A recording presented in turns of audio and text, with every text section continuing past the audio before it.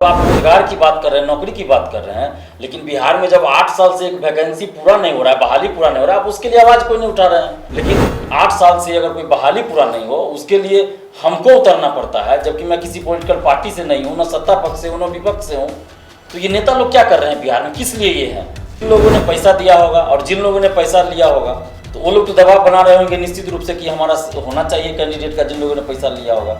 हम लोग बर्दाश्त नहीं करेंगे। हमने पहले भी कहा था कि अगर 1 से 1.5 साल के अंदर ये बहाली पूरा नहीं होता है तो हम लोग बीएसएससी ऑफिस में ताला लगा देंगे। सीधा बोलते हैं कि हम लोग का जब मन होगा रिजल्ट जारी करेंगे, तुम लोगों के अनुसार हम रिजल्ट जारी नहीं करेंगे। ये कौन बात हुआ? जो अभी समय लगेगा, कितना समय लगेगा तो हम नहीं जानते हैं। 28 जून को सुबह 10:30 से 11 के बीच में बीएसएससी ऑफिस पहुंचिए, क्योंकि ये अब अंतिम लड़ाई है मेरिट लिस्ट जारी करवाने की। नमस्कार, आप देख रहे हैं एनबीसी 24। मैं हूं आदेश। पूरी देश में रोजगार को लेकर काफी हो हल्ला मचा हुआ है और इसी बात को ध्यान में रखते हुए प्रधानमंत्री कार्यालय ने कुछ दिन पहले ये ट्वीट करके जानकारी दी कि 10 लाख पदों पर भर्ती मिशन मोड में अगले 1.5 सालों में पूरा किया जाए।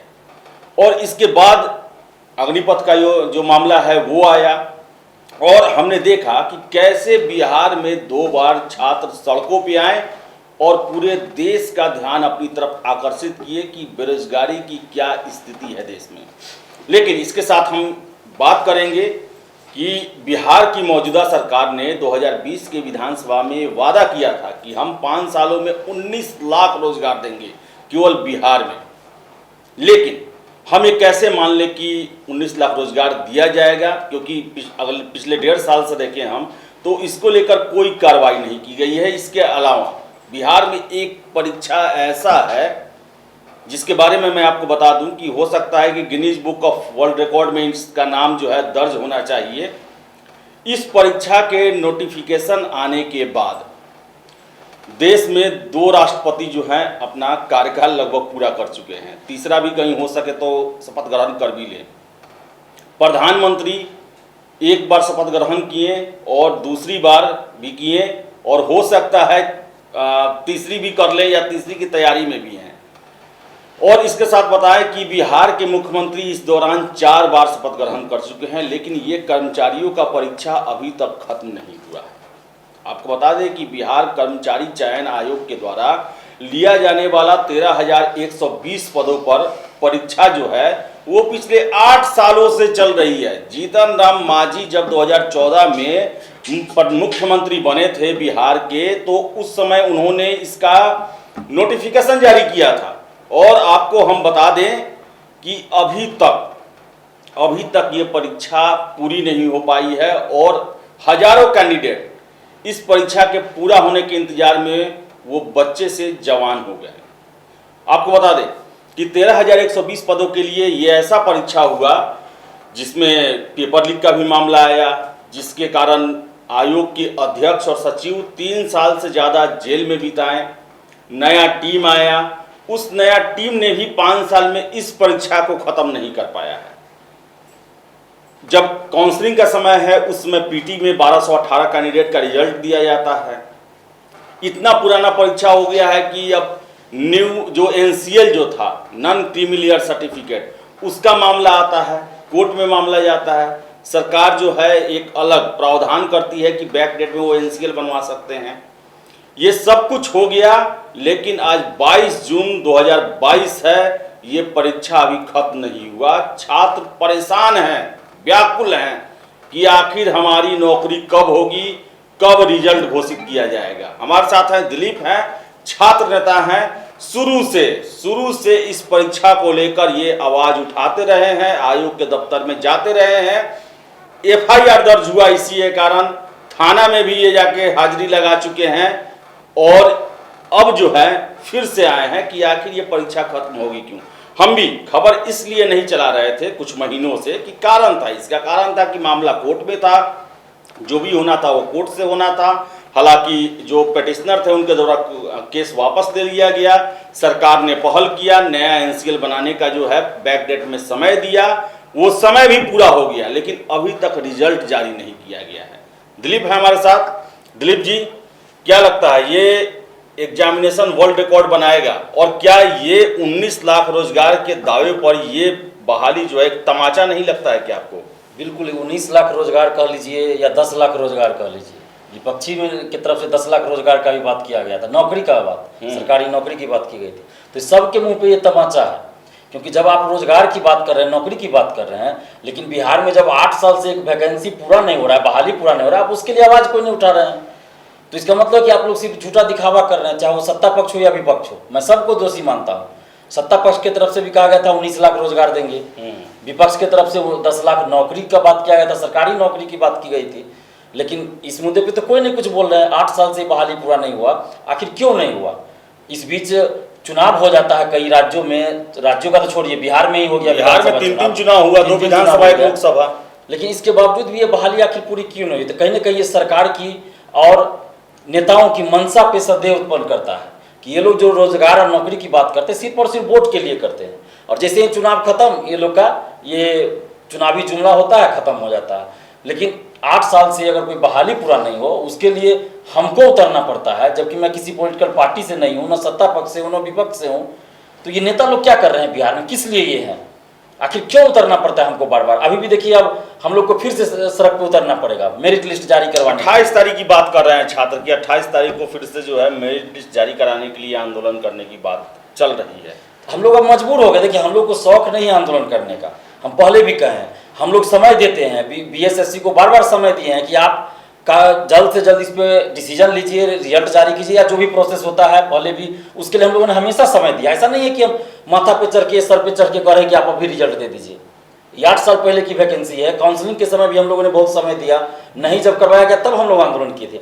और अभी फिर 14 तारीख तक ये जो न्यू एनसीएल का मामला था वो वेबसाइट पे अपलोड करने की बात थी, और 20 जून तक उसको स्पीड पोस्ट करने की बात थी। तो लोग पहले ही कर चुके हैं, ऐसा नहीं है कि 20 जून तो अभी इतना एक्टिव है कि समय से बहुत पहले कर चुके हैं। यानी कि 20 जून तक समय है, वो समझिए कि 15 जून से पहले ही सब कुछ कर चुके हैं न्यू एनसीएल वाले। तो आयोग के पास तो मौका है। और आयोग ने क्या कहा था, जब हम लोग मार्च में गए थे, 25 मार्च को आंदोलन किए थे, तो उस समय आयोग के जो ओएसडी है मनोज कुमार, उन्होंने क्या कहा था, हमारा रिजल्ट तैयार है, बस कोर्ट से आदेश आ जाए या ये हट जाए, कोर्ट से केस जो चल रहा है वो खत्म हो जाए, तो हम 3-4 दिन में रिजल्ट दे देंगे। तो कैसे इन्होंने कह दिया 3-4 दिन में रिजल्ट दे देंगे? तो अब तो सारा मामला हो चुका है, तो अब 20 तक ही मान लीजिए इनका समय सीमा है, 20 तक, ठीक है। तो अब 3-4 दिन में आप रिजल्ट दे दीजिए, 20 तक आप खत्म हो गया, 3-4 दिन की 24-25 तक आप रिजल्ट दे दीजिए। अगर आप रिजल्ट नहीं देते हैं तो फिर 28 जून को हम लोग फिर आंदोलन करेंगे। 24-25 जून की बात मैं कर रहा हूँ कि 20 तक आपको समय खत्म हो चुका है, जो भी प्रक्रिया था न्यू एनसीएल का। 4-5 दिन में 4-5 दिन, यानी कि 25 तक आप 25 जून तक आप रिजल्ट दे दीजिए, मेरिट लिस्ट दे दीजिए। आपको तो एक्स्ट्रा समय हम लोग दे रहे हैं ना, आप तो बोलते 3-4 दिन में हम दे देंगे रिजल्ट, हमारा रिजल्ट तैयार है, तो अब क्या दिक्कत हो रहा है? एक चीज दिलीप जी बताइएगा कि जब 2017 में कांड हुआ, ये 16-17 में पेपर लीक वाला, उसके बाद नया टीम को लाया गया, और वो नया टीम भी 5 साल में एक कर्मचारी लेवल की बहाली पूरा नहीं कर पा रही है।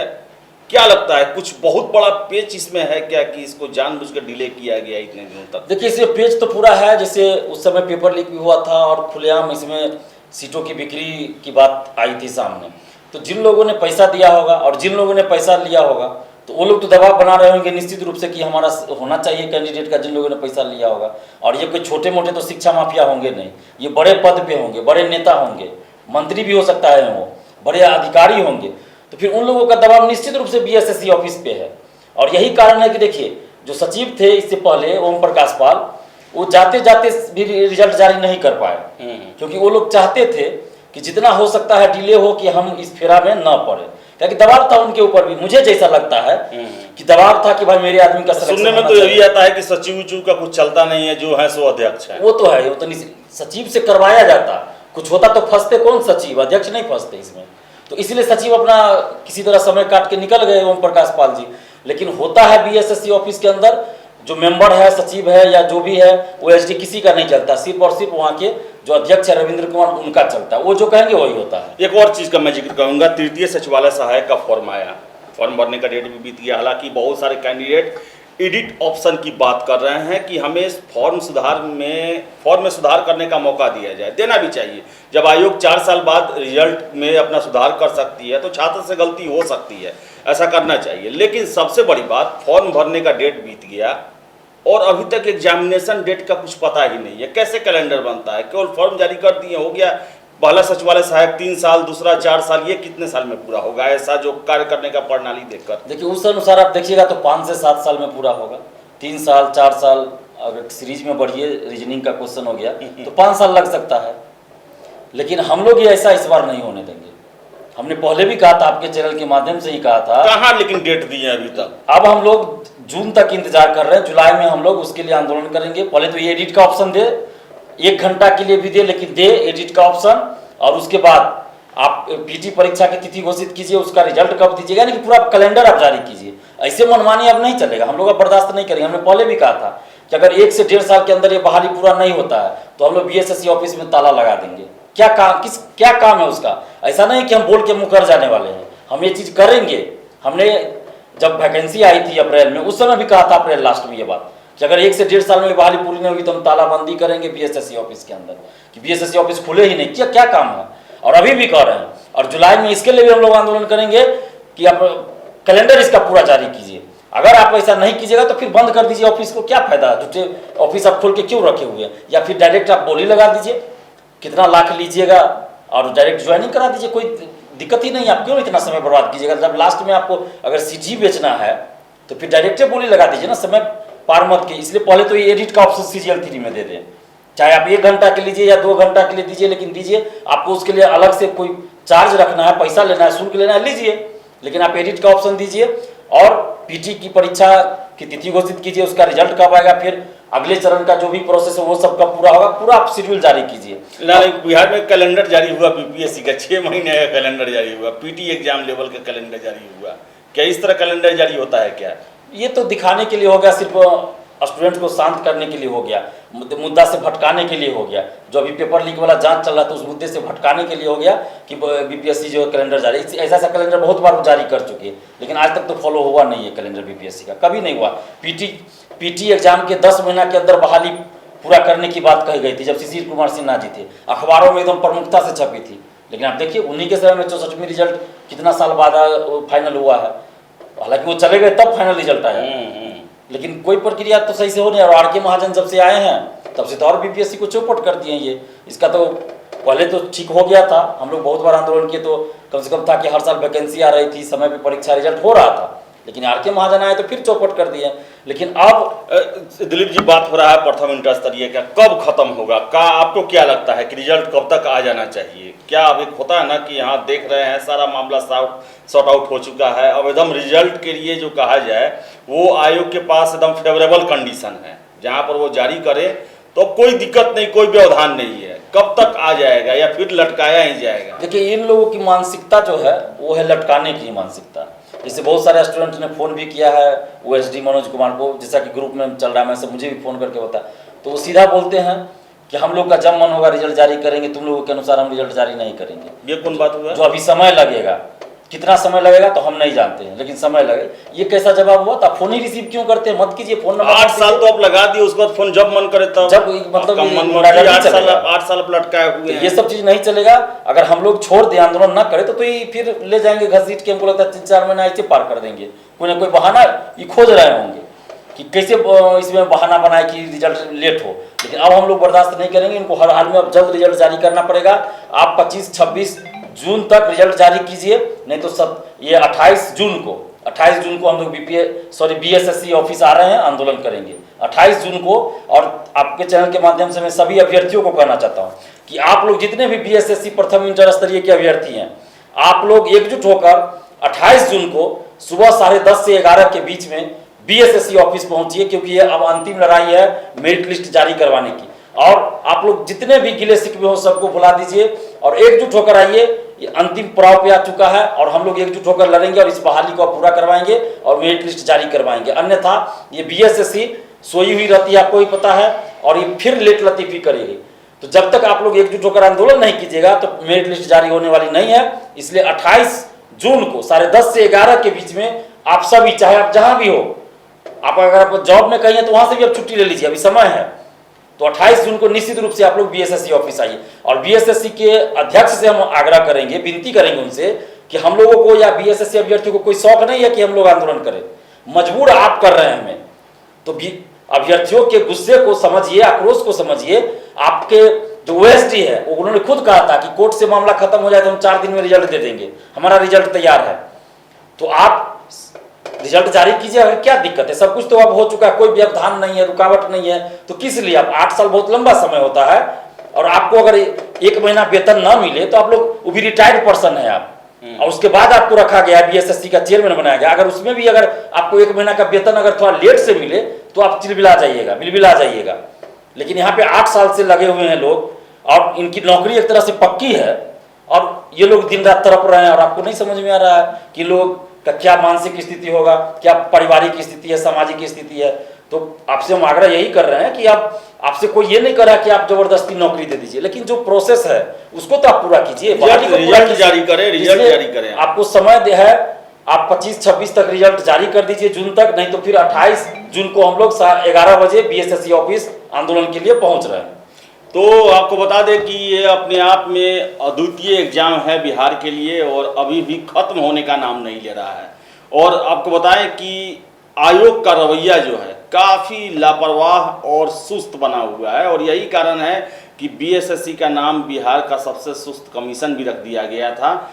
तो आयोग को अपनी इस जो इनका बन चुका है एक चरित्र, उसको कम से कम क्लियर करने का समय है। जल्द से जल्द आप प्रथम इंटर स्तरीय का रिजल्ट जारी करें, और तृतीय सचिवालय सहायक को 1 साल के अंदर में पूरा करने की कोशिश करें, ताकि आप पर फिर से छात्रों का विश्वास बहाली हो सके। मोहभंग पूरी तरह हो चुका है, और नाराज हैं, व्याकुल हैं, बेचैन हैं, परेशान हैं, क्योंकि 8 साल उनके जीवन का एक परीक्षा खत्म होने में लग चुका है, और अभी तक भी परीक्षा का रिजल्ट घोषित नहीं हुआ है। आशा करते हैं कि जल्द से जल्द रिजल्ट घोषित किया जाए, छात्रों को सड़क पर उतरने का नौबत ना आए, यही हमारी आशा रहेगी। फिलहाल इस वीडियो में इतना ही। बहुत बहुत धन्यवाद।